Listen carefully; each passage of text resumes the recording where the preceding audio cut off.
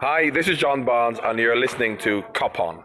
Welcome, you plump chicken sandwiches, to Kop On podcast, part 2 of our FSG transfer signings review. Going back, we went back to the beginning. Yesterday, as we're streaming and recording this, with Nigel, we went back to the beginning of NESV FSG era 2010, and we got as far as the beginning of the 2014-15 season, which is where we're going to pick it up here and just get straight into it. I'm delighted to be joined by Nigel again and Kev, aka Spider_LFC.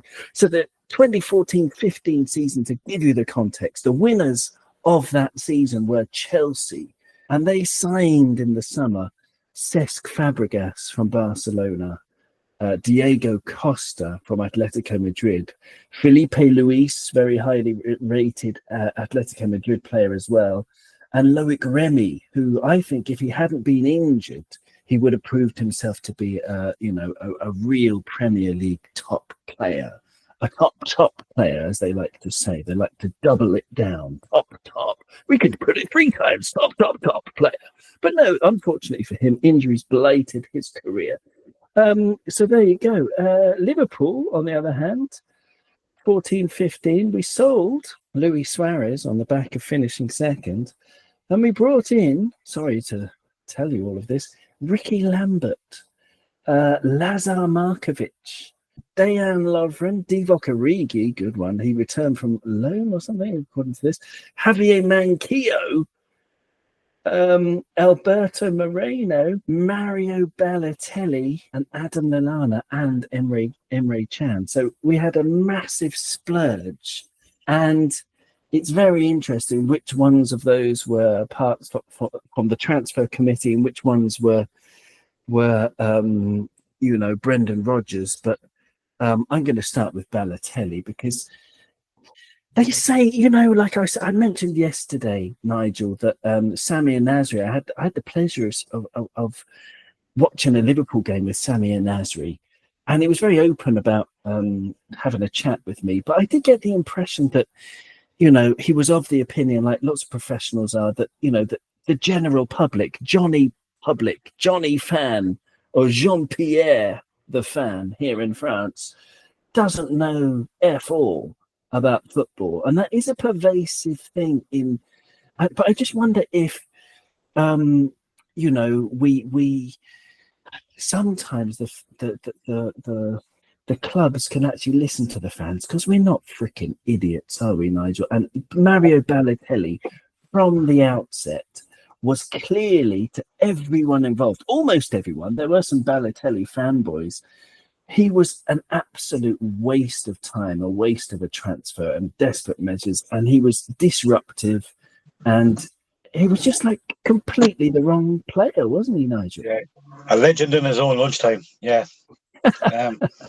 Listen, there are times when the footballers might think that Jean-Pierre fan, so to speak, knows nothing about football, but there's times when there's Jean-Pierre, manager and coach, know nothing about it either.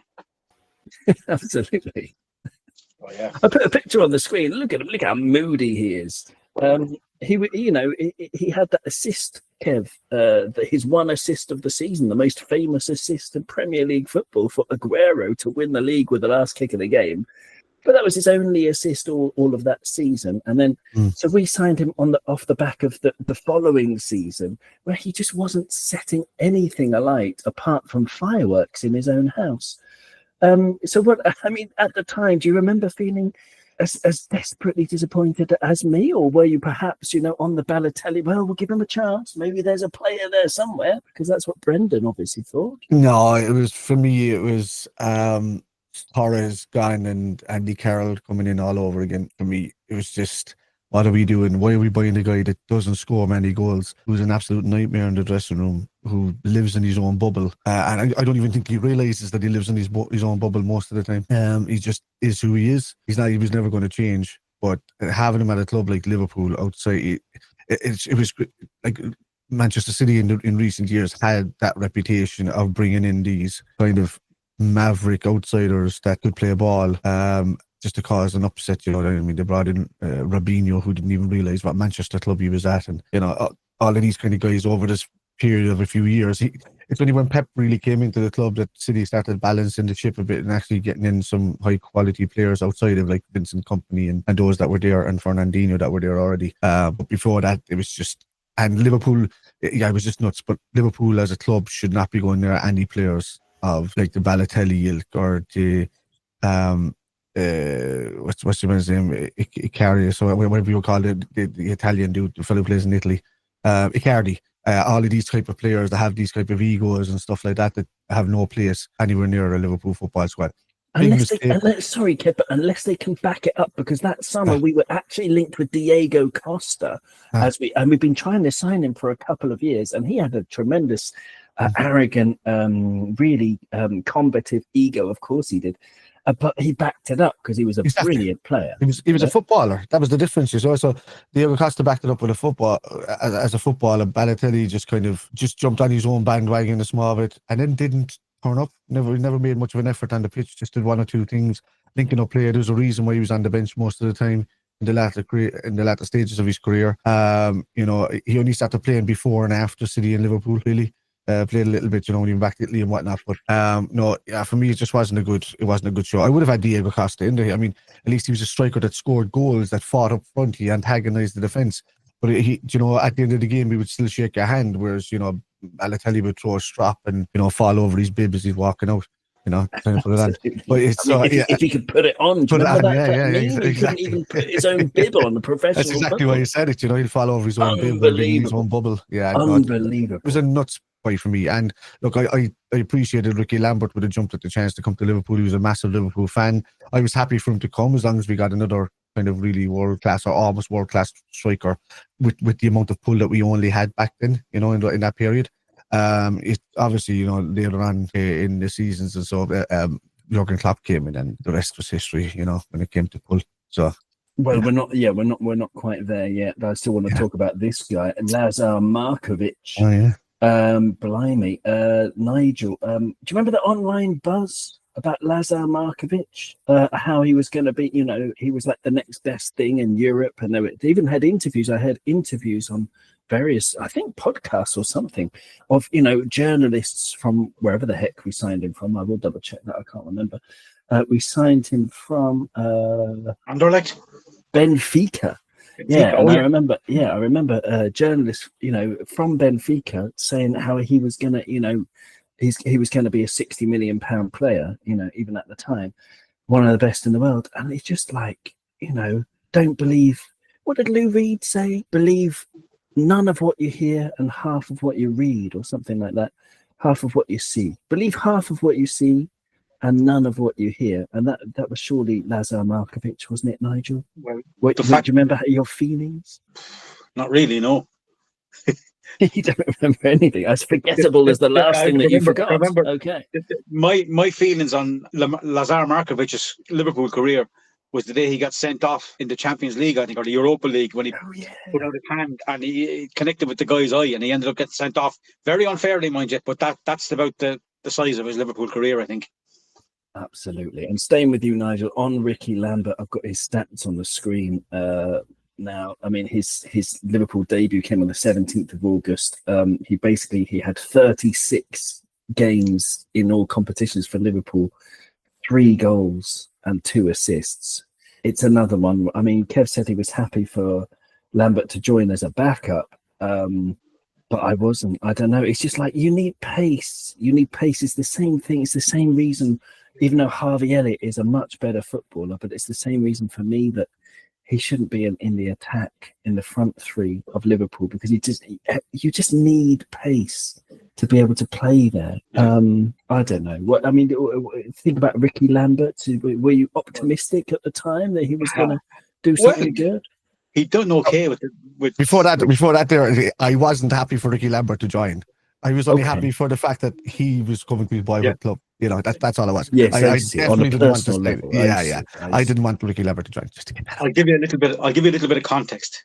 I did a tour of Anfield around that time when we had Ricky Lambert, Lazar Markovic, and I said I was doing the tours of the dressing rooms and stuff like that, and I said to the guy in the dressing room, the old dressing rooms, going down the tunnel, touching the Kop sign, all that.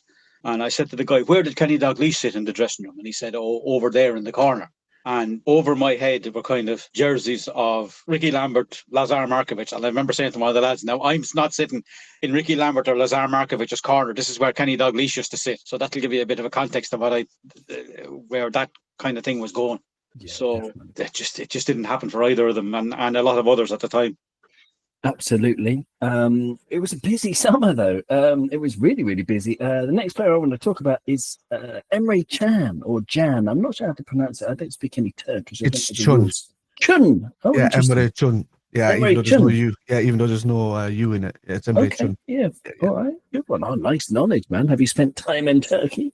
No, I just remember back in the day when they signed him and he said he had an interview and he said it's Emre Chun. So and then just remembered it, yeah. So it's not like a full Chun, but it's Chun. So it's like a deadened yeah. Lovely. Thank you very much. Good stuff. Good to know. Let's have a picture of him on screen. There you go for the YouTube viewers. He's there, celebrating in a kind of I don't know, a knee slide. He's doing a knee slide, scoring a goal that apparently won goal of the month. I don't really remember. The overhead kick versus Watford, goal of the season. It was his last ever goal for Liverpool. There you go. Oh, I'm glad I got some Liverpool fans on the chat today. Brilliant. Yeah, I just got terrible memory, mate. My brain, I've never had a MRI, but it's probably like Swiss cheese. I don't know. I'm just going to go straight back to the T again. Too slow. Yeah, exactly. He was too slow. Very talented, though. Yeah, good player, but too slow. Too slow. Yeah, and he was the one who wanted to leave as well. He wanted to leave Liverpool, go back to Germany after Klopp arrived, which is a bit odd. But yeah, the 14-15 season, we've got a lot of signings to get through from that summer. Emre Can, I think his issue was mainly because Gini Wijnaldum that was coming in, and they were getting wind of that. So things were starting to turn over at that stage under Klopp, and Klopp was really like having a look at the team, and Saka was definitely going to be on his way out after Klopp came in and all of that. So that's why we call him Chan just for the fans' sake. But that's why Emre left, in that kind of way. Yeah. Chun. I have to rewire my brain there. Very good. Okay. Emre. I mean, he did score that wonderful goal. He scored.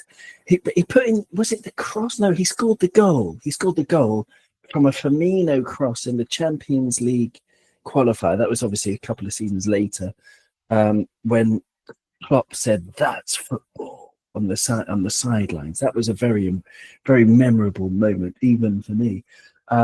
Speaking of memorable moments, Hoffenheim, right? Yeah, Hoffenheim. That's right. It was Firmino's old club.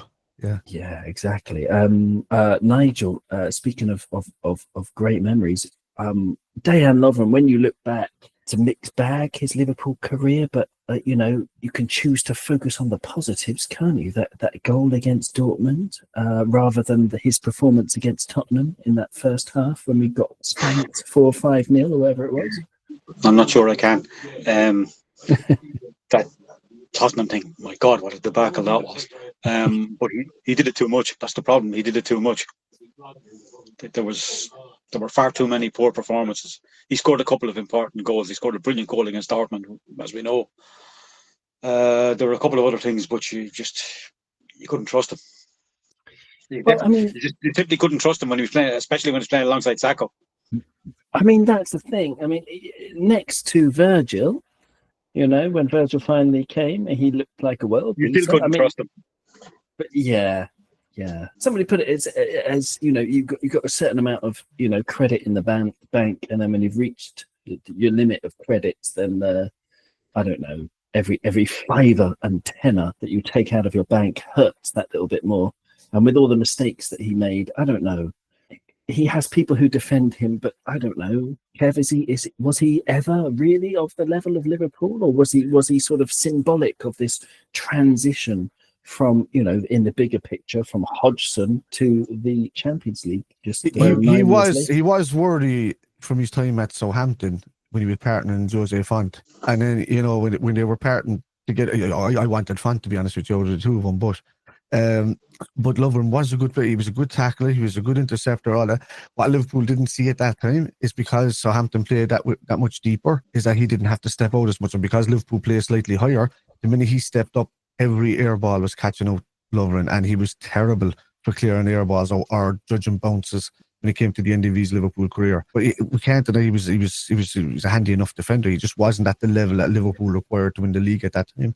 And but anybody can look good next to a prime Virgil van Dijk, to be honest with you. Yeah. So I mean, Skirtle could, Stefan Ancho could, so and he wasn't too bad. You could put Philip Dagan in there in the centre back role instead of right back. Come on, Kev. There are limits. And he would look.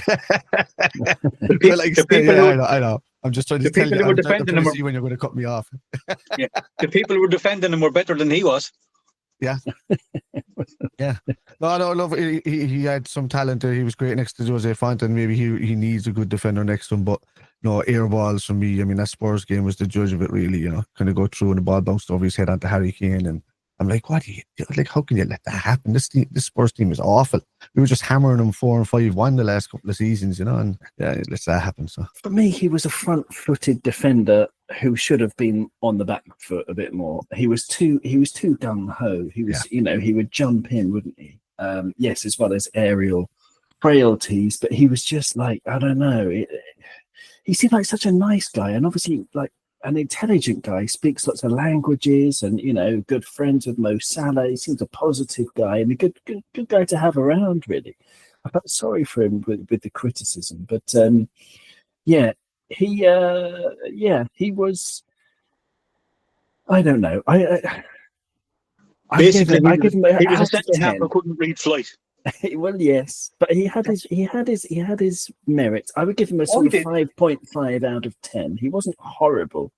A 5.5 out of 10, a 6 at a push. What would you give him out of 10, Nigel? 6. 6 as well. Okay. And Kev, what were you? I'd say pre Liverpool, he looked almost like a Hansen type player, but just wasn't as good.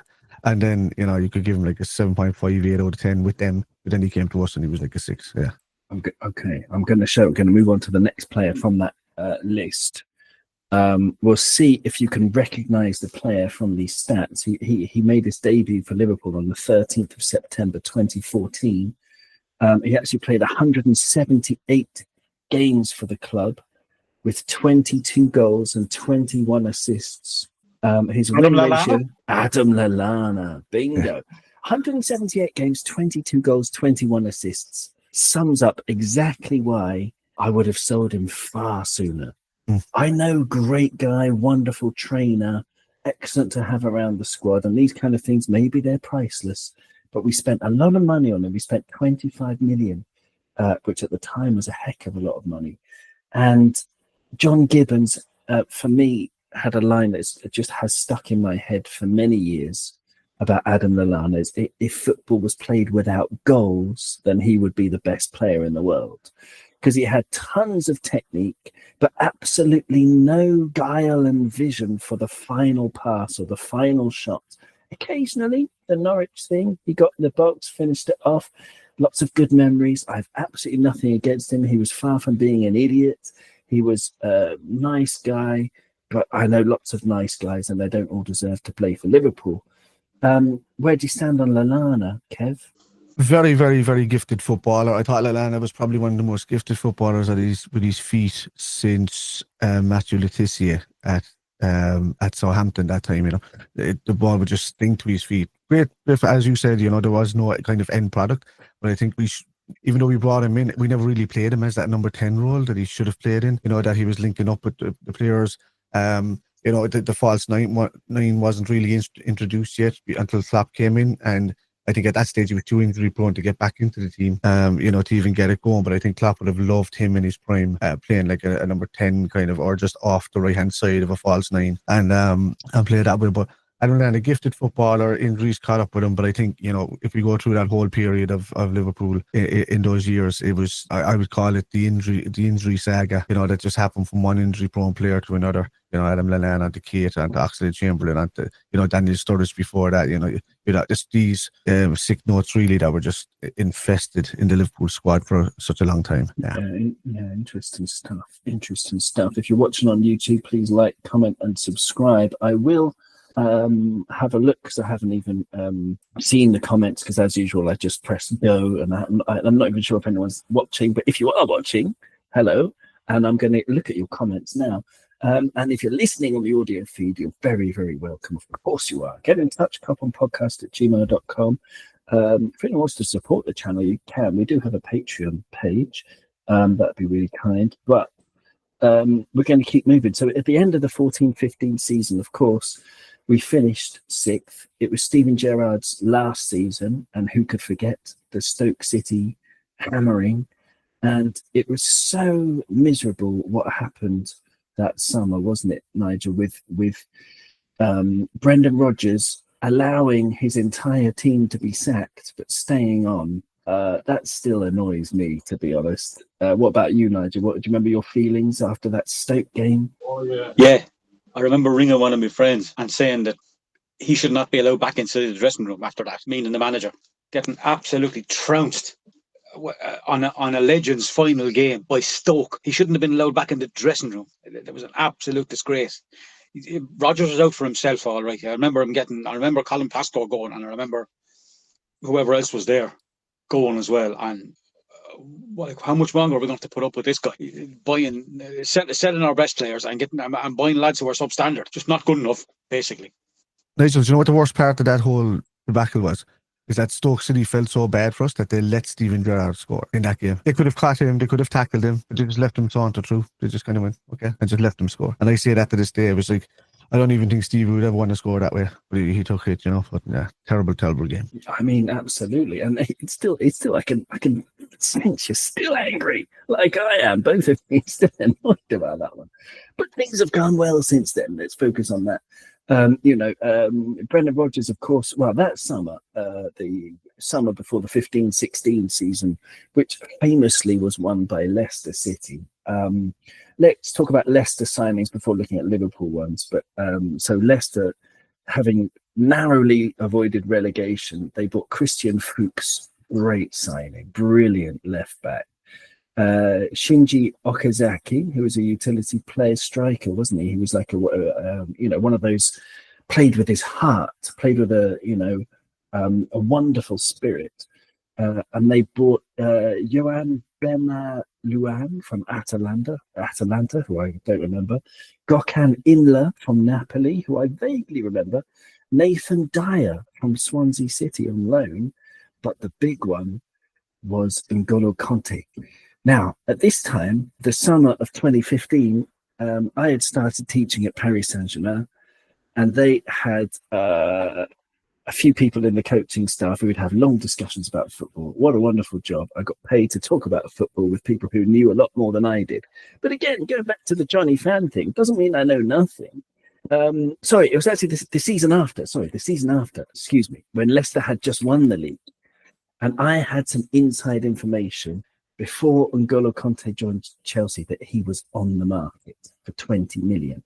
And they asked me at PSG, because they knew I loved the Premier League, should we sign N'Golo Kanté? And I was like, the man is a genius. If you don't sign Kanté, if you let him go anywhere else, then you're just making a massive mistake. And of course, they didn't listen to me, PSG. He went to Chelsea and the rest is history. But that signing from Caen by Leicester City was absolutely magnificent, because he was the one in retrospect. Yes, Jamie Vardy was brilliant. Riyad Mahrez was brilliant. But N'Golo Kanté, he's up there with the best midfielders in Premier League history, without a shadow of a doubt, Nigel, isn't he? I mean, I was actually teaching his agent as well, and Conte's agent. And I was like, Liverpool have got to know he's on the market. Apparently, we did know he was on the market, but he'd already agreed something with Chelsea. I don't know. Apparently, after France won the World Cup, he had to ask to get a picture with it. Amazing. I have heard. Amazing. And he was one of the main reasons, and in fact, the main reason in midfield that they won that competition. And the other guy, the Mank, piggybacked off Conte, who was just an amazing player. Like small in stature, but a huge heart, great energy, great drive, just a magnificent player. That's the same player that was crying the other day because he took drugs and got banned. Oh, really? Was that Pogba? Yeah, because he's joined Monaco now, hasn't he? Yes, After his ban, I don't know. He put a hex on Kylian Mbappe. Do you remember that as well? Yeah. Oddball. It's another Balotelli for me. Very similar. Although he does have talent. To be fair, one in 10 games he plays well. But anyway, they all had talent. All of them had great talent. They were just lunatics. No. I know you're going to say about this, about another signing we had. Our friend, they scored the first goal against United in the 5-0 and set up 2 more. His name's gone out of my head. You mentioned him a while ago. I can't remember it off the top of my head. Sorry, Naby Keita? Naby, yes. Oh, yeah.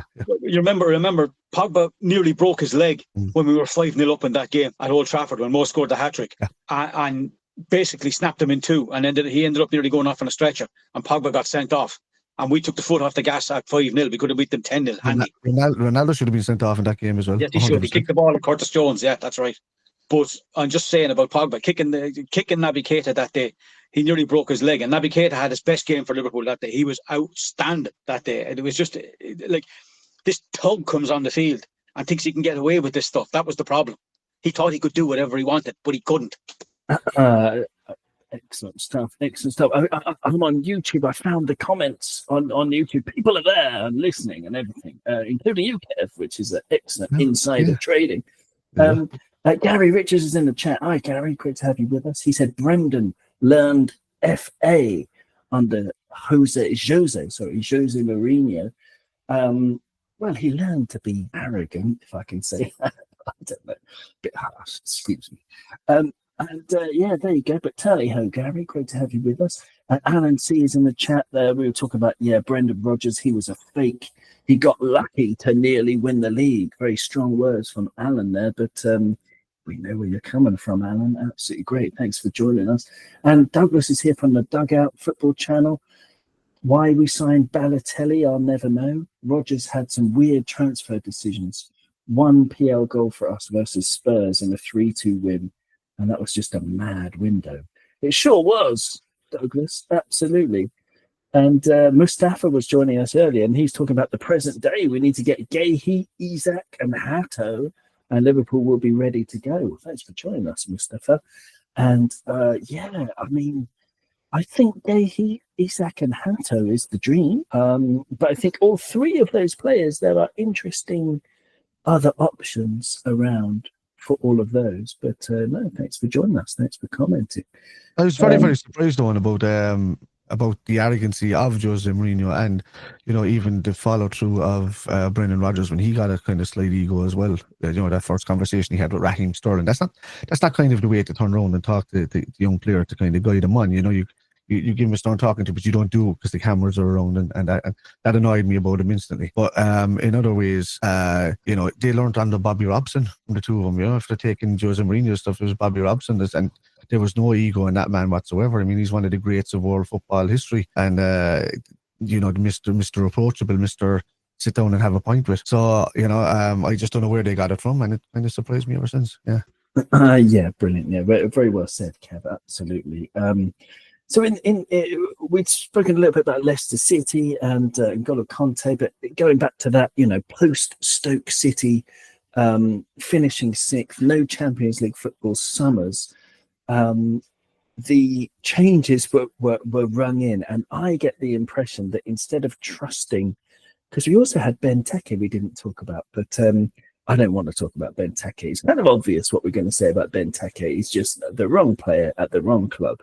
But anyway, read the above, see the above, basically, with Benteke. Yes, exactly, yeah. And it's a Brendan Rodgers signing. We don't really need to talk about him, but you get the impression that Brendan Rodgers was told, okay, you can stay at the club, but you're leaving all of the transfer decisions to the transfer committee. That's really what I get the impression, because I'm going to share my screen for the viewers. and it's going to be the list of signings that we had, and I'll read them out as well, of course, for the audio listeners. And Liverpool signings in 15-16 in the summer window, we made tons of them. James Milner, Danny Ings, Adam Bogdan, legend, Joe Gomez, Roberto Firmino, Nathaniel Klein, Divock Origi, who returned from loan at Lille, and it says Adam Bogdan again, the AI who compiled this list for me. So there you go. We signed Adam Bogdan. He was so good, we signed him twice. But there are some absolutely brilliant names in there. And for a team that finished outside the Champions League, you have to be very clever with your recruitment. And I imagine that Jurgen Klopp looked at this before joining us and thinking, there are some great players there. A few obviously stand out to me, Nigel, but who do you want to talk about out of Milner, Ings, Bogdan, Bobby. Gomez, Bobby? There you go.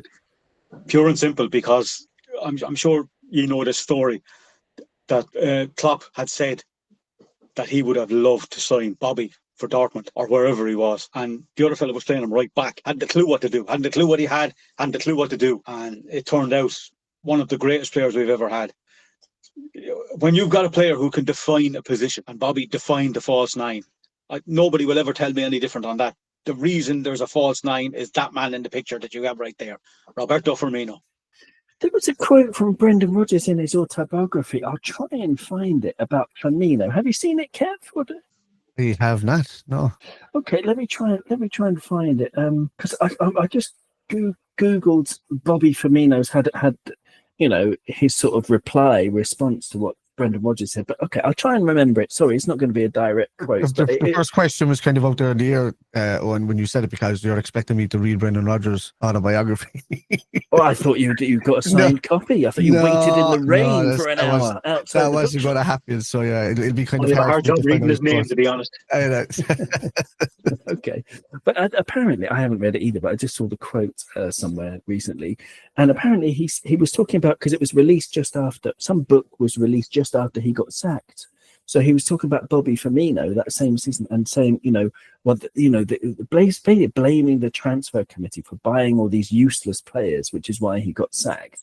And he said, and no one's going to convince me that Roberto Firmino was worth 28 million or whatever we paid for him. As before, Klopp came in and showed him what to do with one of the best players in Liverpool's history. Kev, talk to me about Bobby Firmino. Yeah, it even says it here, when they're saying, having been persuaded to sign Balotelli the previous summer, Rodgers dug his heels in 12 months later and effectively agreed with Michael Edwards that if the sporting director in waiting allowed him to sign Christian Benteke, who was the Brendan Rodgers signing, then he wouldn't get in the way of Bobby Firmino coming to join the club. So it just goes to show you there, and I love Jurgen Klopp and all of that, but I think managers don't really see what the statistician guys see. And Klopp was a terrible judge of players as well. Like, he wanted to bring in Brandt over Salah, and all of these kind of things. I could say the same about Benitez wanting to bring in Gareth Barry over Xabi Alonso. Regardless of Barry's longevity, he was nowhere near the player that Xabi Alonso was. So it's all of these just poor personal choices by managers instead of listening to the guys that do the data. And it just goes to show that Liverpool turned that page years later and decided to go with, this is why I say Edwards is king for me. Whatever that dude says, and whoever's working with him, especially Nuger that came over from Manchester City, whatever they say, we should all be listening and trusting in what they say rather than what scouts or managers say, because managers are too blindsided with the amount of work that they've got in their plate. Now that they're not out there watching players, they're only seeing players when we're playing against them, whereas these guys are out watching players the whole time. So you got to trust the process. Absolutely, and that's a very, very, very well said. Players that helped us, transform from the Stoke City end of 2015 into Jurgen Klopp, of course, took over in 2015-16, got to the Europa League final, qualified. Did we qualify for the Champions League? No, that we had to wait another year for that, didn't we? Gini Wijnaldum's goal, yeah. Because Gini Wijnaldum's goal was that season. So we qualified for the next season. Is that right? So we're going against Middlesbrough. When Klopp came in, it was a 16. 16, 17, 15, 15. it was the 15-16 15 to 16. season. So 16, And I thought 17. Wijnaldum's goal was in 16-17. It So we're was not there 16, yet. 17. We're going to Yeah. stay with 15-16 for now. Because we were in the Europa League final in the 15th. We took over. Exactly. Klopp took over. He had the final Europa League final that season. Yeah. Famous victory over Manchester United in the quarterfinal. We played Villarreal as well. And that was, terrific, that run in Europe. Just to go back to your list for a second, on to give a guy who had a famous cameo in that great game against Norwich, Stephen Corker. I think he ended up having the assist for Adam Lallana's winner. Okay, was he signed in 2015? He's not actually on the bottom on loan. Winter night there, 2016. Okay, right, yeah, winter. Okay, so in the January we signed Stephen Corker. Centre half. We ended up sticking him up front in that game. In the last 2 minutes, he still talks about it to this day. Lallana, as far as I can remember. Yeah, he still talks about it to this day. He loved it. Yeah. I mean, long may he dine on that one. Absolutely fantastic. But we signed some brilliant players that season. We talked a bit about Firmino. I mean, I don't know. For me, Firmino, when I look back and I think of the name Roberto Firmino, when it jumps out at you, Bobby Firmino, it's just my soul starts smiling. You know, he's that kind of player that just brought so much happiness and joy. And just these moments of astonishment. And wonderful, wonderful, wonderful player. And another wonderful player. Go on. Just like he's a bit like those air freshener ads. Someone is after letting a big mad fart in a small room. You come in and spray air freshener. Bobby Firmino.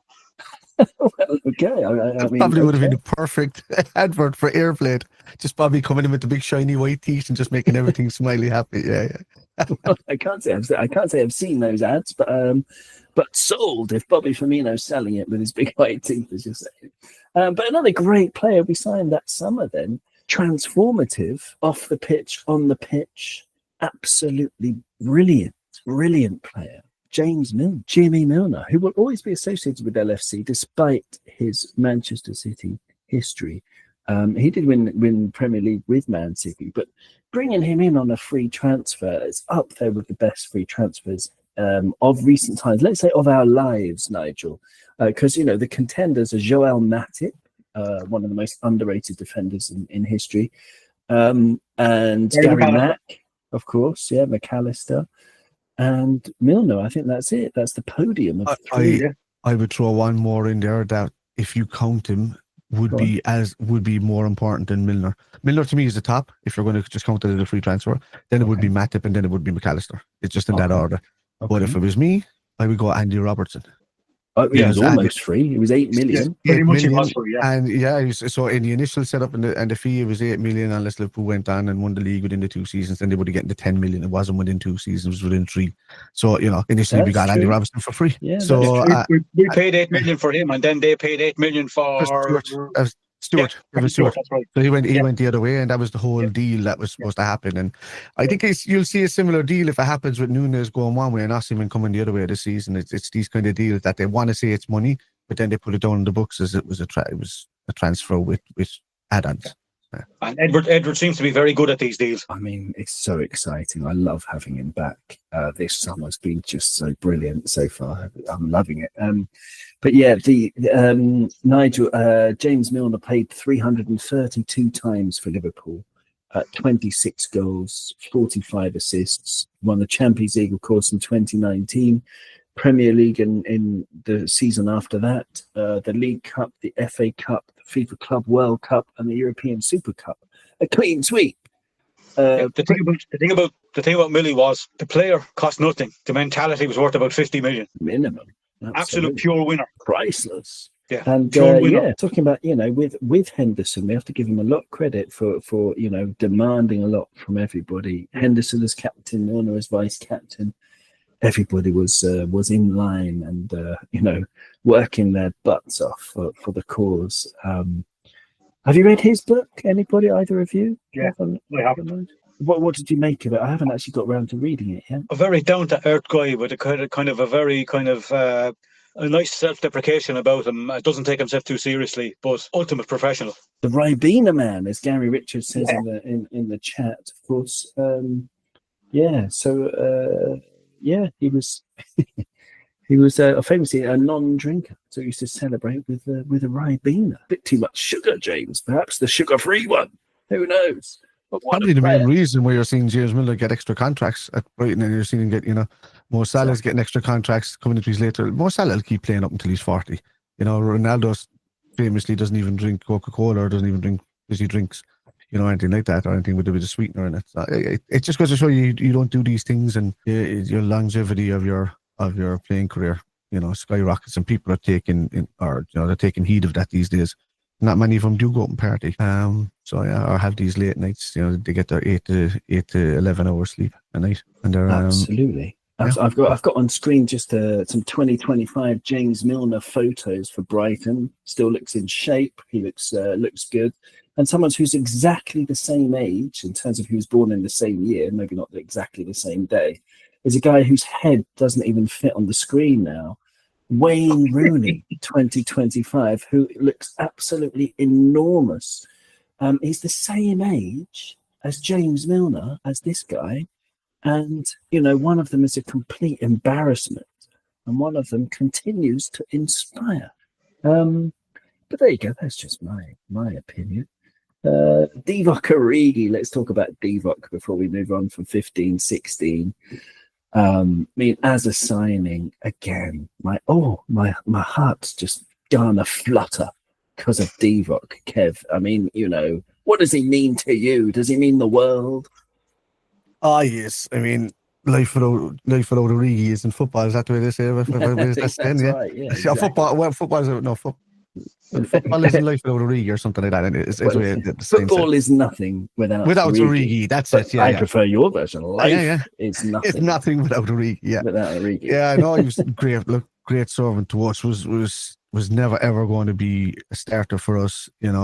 We thought he was. We seen him in the early days for Belgium, and we're snapping this guy up. This is a guy. It reminded me of the Ryan Babel, Ingog kind of signings that we did previously, and I'm like, we're really getting a good one here because he was actually scoring, and whatnot. But it never came big for him. But he was quite happy staying where he was, playing in his lane and for Liverpool, and just being there in that lane for Liverpool. So. Look, with Window is the same right now. Doesn't matter about the games he plays. You could say Costa Simicast is kind of similar. They're very happy with the lane that they're getting. If they can get up to like their 20 games or something like that a season, they're kind of happy with where they are. And their wages are never going to go up to stay where they are. At this stage, they'll probably bite the hand off you and drop their wages to kind of stay around. That's the kind of players that they were. And look, he's really important goals against Everton. Corner taken quickly goal. That Conor Bradley crossed into Divock Origi. Yeah, of course. Yeah, Conor Bradley. Conor Bradley. Yeah, he did that cross, wasn't it? The quick corner cross. taken quickly goal into Origi. Do you remember that one, guys? And a couple of all of his goals against Everton, really. So he's winners against Newcastle in tough tight games. There's a multitude of games that he's a cult hero for. He's on par with pretty much David Fairclough for some of the games that he's had for us. So you would put him in that bracket of Liverpool legend, really, the Fairclough bracket. His first goals for Liverpool was a hat-trick against Southampton in the League Cup. And his first goal, Alberto Moreno hit a shot and he went to control it, miscontrolled it, hit the bottom of his studs and rolled, slightly deviated and went into the corner. He scored a hat-trick in the game. The streakiest player that's ever been at the club. Went on streaks to scoring goals. Yeah, but that was part of being a good striker is scuffing them in my opinion. He was just the streakiest player, and it was very nice for the White Stripes to write him a song as well. It was great. On the screen for the YouTube viewers, and it's an image that I'm sure is embedded and very much seared into the brains of everyone, but in the nicest possible way.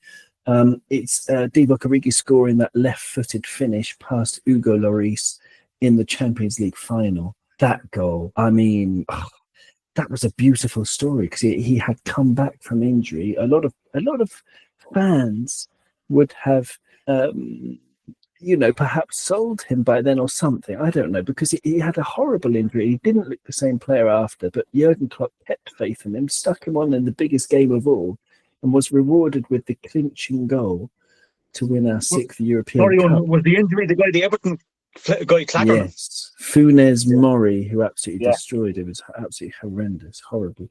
But there you go. He got his revenge with Pickford touching it onto the bar goal against Everton. He scored tons of goals against those losers.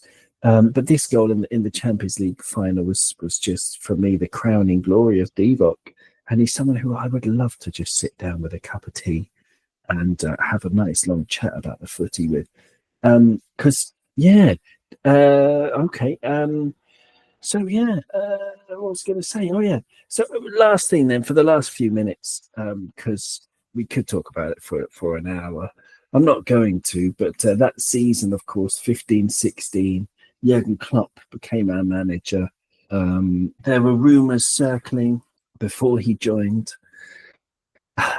Kev, the man, he gave so much to Liverpool, didn't he? He gave so much of his original hair colour, because he went very grey by the end, and you could see how tired he was. But whenever you see Jurgen Klopp, whenever you think of Jurgen Klopp, it's just gratitude is the word that springs to mind, because he was the one who took us from Hodgson up to Kenny Dalglish, down a bit to Brendan Rodgers, and then through the stratosphere to Jurgen Klopp. Shankly-esque. Absolutely.